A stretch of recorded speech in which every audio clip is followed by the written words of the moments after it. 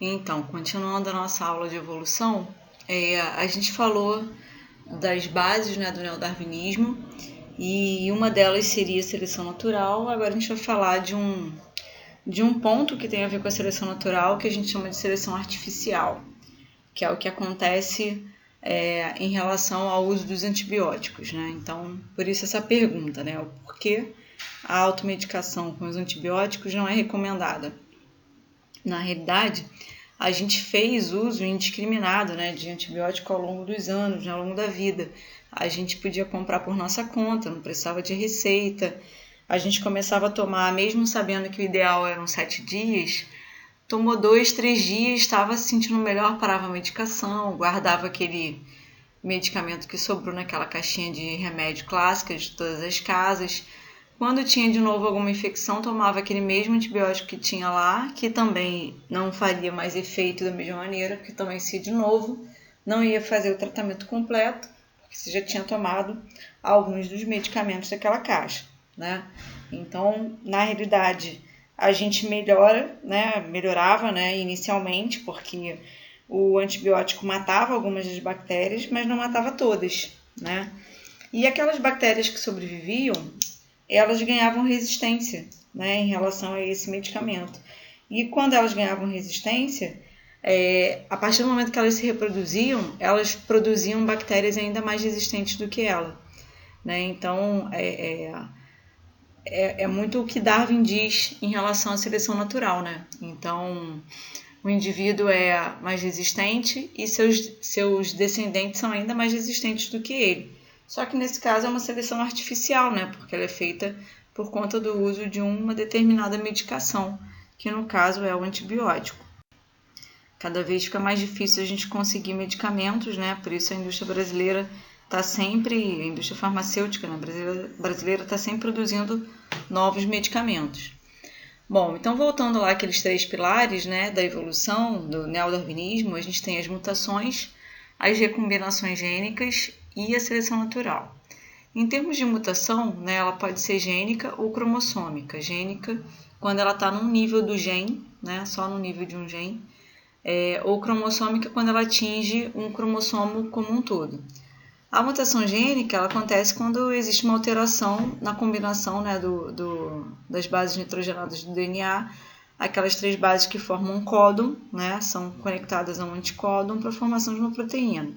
Quando você tem alguma alteração desse código, algum erro nessa combinação, você tem a possibilidade de uma mutação, né? Essa mutação acontece espontaneamente, né, aleatoriamente, e faz com que a gente acabe selecionando, né, algumas composições tradicionais em determinadas populações, né? Então, a gente altera os genótipos e isso vai alterando a composição das populações ao longo do tempo.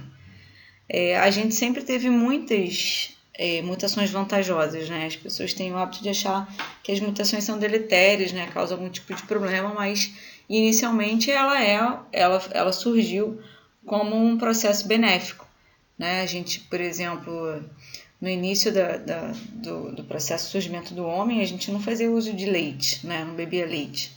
A gente não produzia a lactase, que é a enzima que digere a lactose. Com o tempo, a gente começou a produzir, né? E começou por um processo mutacional. E hoje em dia, a maioria da população humana se alimenta de leite sem problema nenhum. Quem não tem a produção, né, da lactase são as pessoas que são chamadas de alérgicas, né? O que melhora muitas vezes com o tempo. Já a mutação cromossômica é aquela que altera, né, o número de cromossomos num cariótipo. Então, essa é a mutação que a gente chama de numérica, né, porque altera o número. A estrutural, ela altera a estrutura como um todo desse cariótipo, que é o conjunto dos nossos cromossomos. Mas a gente vai se dedicar aqui à mutação cromossômica numérica, que no nosso caso da espécie humana são as aneuploidias, em que ela altera o número do cromossomo no cariótipo e não o cariótipo todo, tá? Então a gente tem alguns tipos, né? Lembrando que na espécie humana nós temos 46 cromossomos ou 23 pares, sendo 22 pares de cromossomos autossômicos, que são aqueles que dão as características do nosso corpo propriamente, e um par de cromossomos sexuais, né, XX ou XY. A síndrome de Down é uma forma de aneuploidia, que também é chamada de trissomia do 21, porque lá no par 21, ao invés de 2 cromossomos, né, de um par de cromossomos, ele tem 3 cromossomos. Então, ele altera os cromossomos autossômicos. Então, esse indivíduo passa a ter 47 cromossomos e ele é XX ou XY da mesma maneira, porque não afeta o par sexual. Síndromicos de Down tem as características clássicas, né? Prega semiética na mão, olhos oblíquos, alguns problemas fisiológicos, muitas das vezes infertilidade, um grau de retardo mental. Mas existem outras formas de síndrome de Down que não a trissomia do 21. A síndrome de Klinefelter é uma síndrome que atinge homens e atinge o par sexual. Então, o homem, ao invés de ser XY, ele é XXY. Então, ele tem um X a mais, que faz com que ele tenha algumas características, como desenvolvimento de mamas, ginecomastia, alargamento dos quadris, tem uma produção hormonal feminina um pouco acentuada. A síndrome de Turner também atinge o par sexual, mas atinge diretamente as mulheres, e existe a ausência de um X. Então, essa mulher tem o cariótipo X0 lá no par sexual. Ela tem baixa estatura, pescoço alado, que é um pescoço bem largo. Você não vê muita diferença, né, do tronco para a cabeça, né? Causa uma atrofia de ovários, então normalmente essa mulher é estéril. A síndrome do duplo Y, que também a gente chama de supermacho, também é uma alteração no par sexual em que o indivíduo é XYY. Então, Y a mais, isso causa um aumento na agressividade, maior produção de testosterona, crianças e adolescentes muito agressivos, muita produção de acne, um homem talvez com uma estatura um pouco maior, mas nada que fisicamente você consiga perceber essa síndrome, né? E existem casos de serial killers e assassinos que são presos por determinados crimes em que já se fez muitos testes e existe um percentual de homens que têm essa síndrome.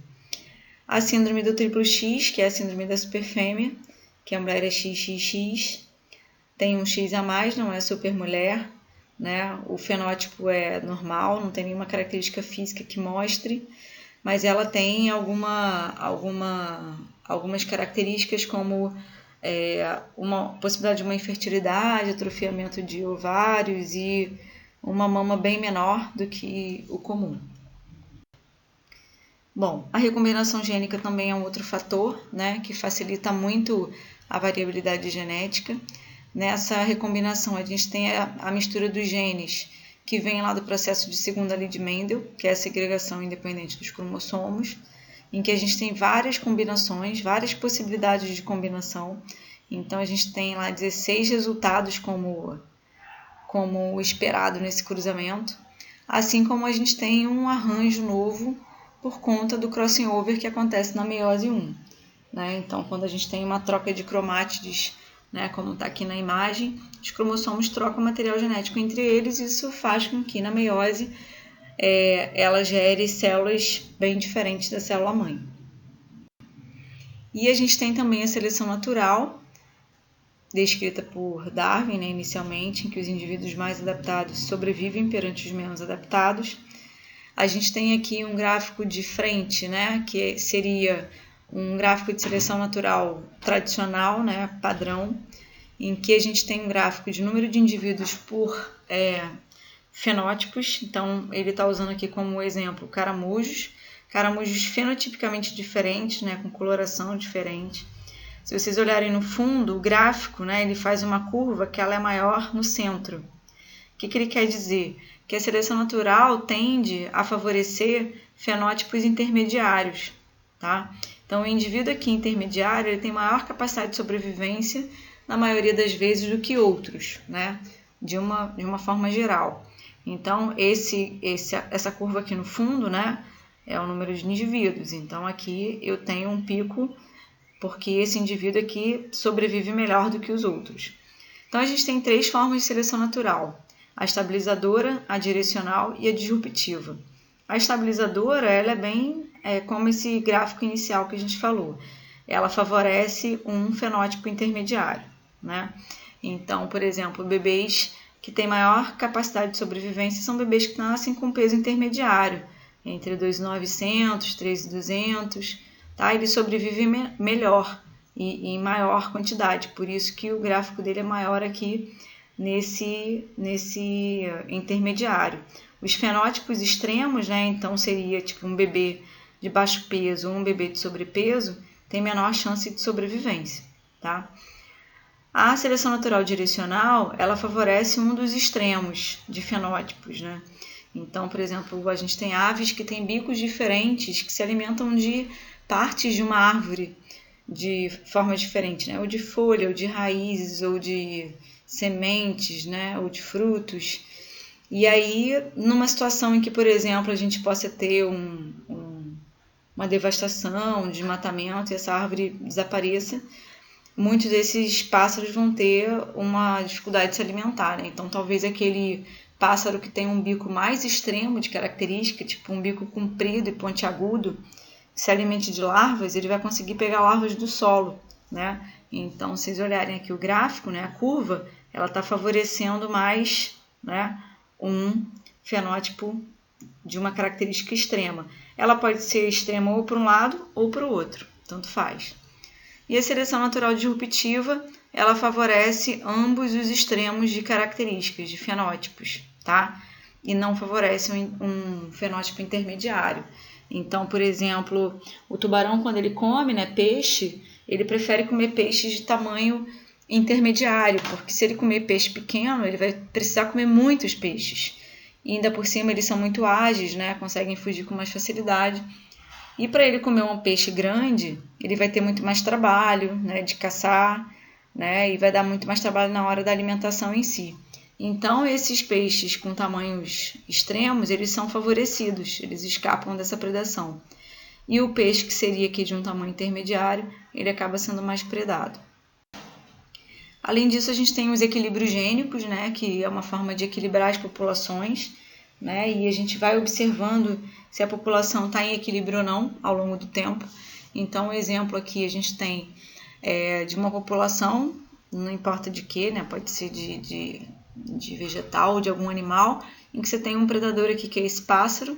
Nessa geração aqui, nessa primeira geração, os indivíduos dessa geração, eles têm 0,2 de indivíduos com gene azão e 0,8 de indivíduos com gene azinho.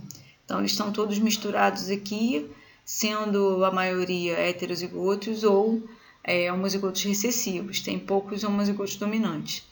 Esse predador, ele faz a sua predação e ao final dessa predação sobrevivem, né, alguns indivíduos. Dá para perceber que ele teve uma escolha, né, alimentar por indivíduos duplamente recessivos, então são os que tendem a sobrar menos.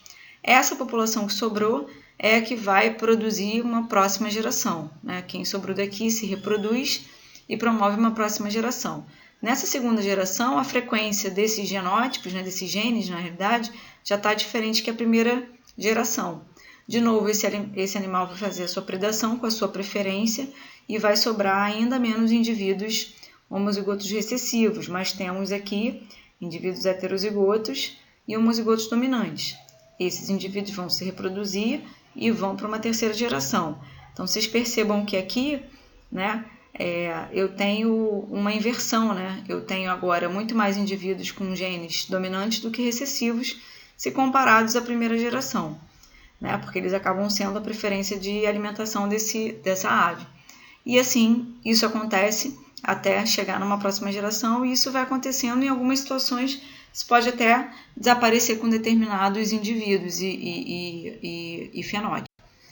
As migrações também é uma forma de equilíbrio gênico, né? Então você tem aqui uma ilha, nessa ilha eu tenho indivíduos duplos homozigotos dominantes, então eu tenho uma frequência do gene dominante de 1 para 0 de recessivo, mas eu tenho um processo de migração acontecendo. Chega nessa ilha uma população nova com vários outros indivíduos de outros genótipos.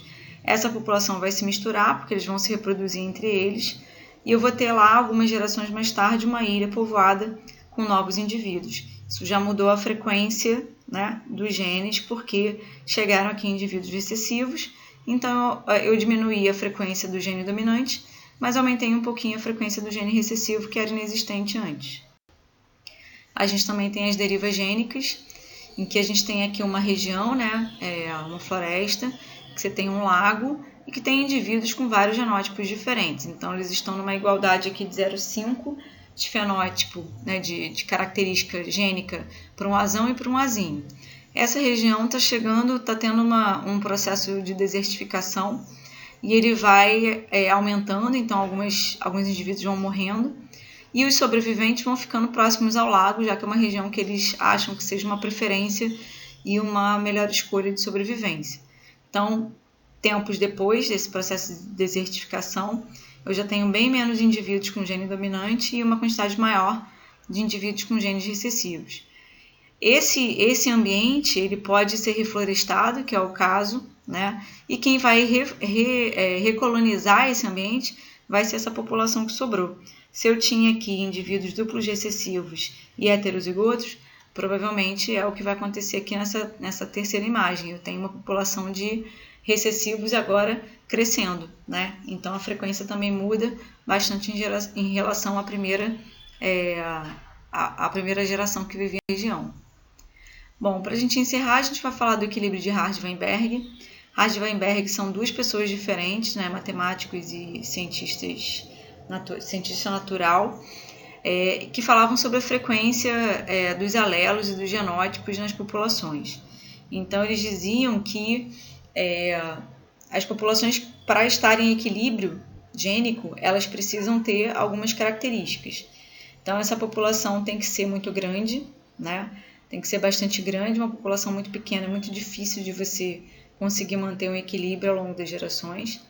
A população tem que ser palmítica, quer dizer, ela precisa que os cruzamentos aconteçam aleatoriamente, né, ao acaso, e que não esteja ocorrendo nenhum fator evolutivo, como seleção natural, mutação, o que é muito difícil, né? Então, a gente vê que, dependendo da população, de que espécie, de que indivíduo a gente estiver falando, é muito difícil essa população entrar em desequilíbrio. Para fazer essa análise, né, Hardy-Weinberg definiram alguns cálculos. São cálculos muito simples, tá? Então, se usa lá como critério as fórmulas, né? P2 mais 2PQ mais Q2 igual a 1 ou P mais Q igual a 1, dependendo da situação, né? A partir dessas expressões a gente consegue identificar as frequências, sendo que a frequência do gene azão, do gene alelo azão, é definida pela letra P e a frequência do gene alelo azinho é definida pela letra Q. A frequência do genótipo azão-azão, se a frequência do gene alelo azão é P, a frequência do genótipo azão-azão é P ao quadrado, tá? Então, quando você tem uma letra só, é o gene alelo. Quando você tem uma dupla de letras, é o genótipo.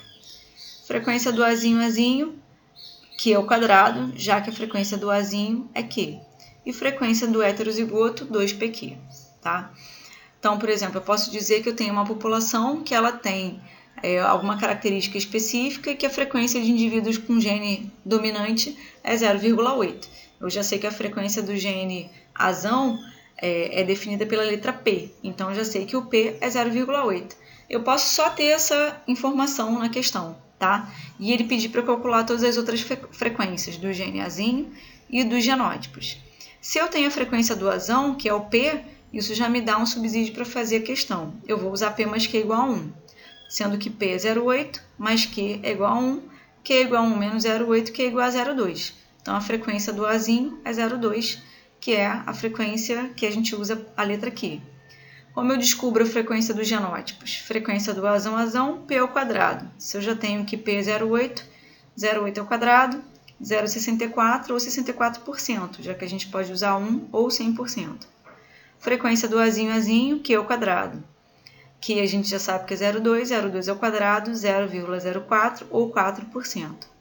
Frequência do heterozigoto, 2PQ, sendo 2 vezes frequência do P, 0,8, frequência do Q, 0,2, 0,32 ou 32%.